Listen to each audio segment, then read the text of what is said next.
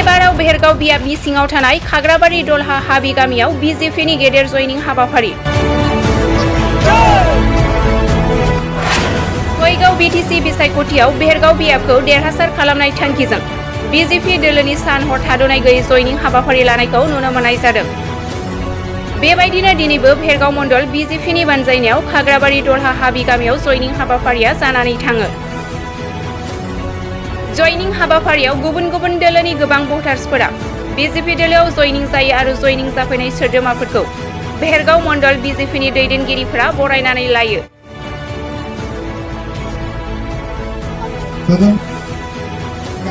हाबाफारियाव उदालगुरि जिल्ला बिजेपिनि गाहाय नेहाथारि जौस्रां बर', बेहेरगाव मण्डल बिजेपिनि आफादगिरि फटिक कछारी, बेहेरगाव मण्डल बिजेपिनि गाहाय नेहाथारि ललित बिश्वकर्मा आरो दोलोनि माखासे दैदेनगिरि आरो मावथि फारियाफोराबो जयनिं हाबाफारियाव बाहागो लायो।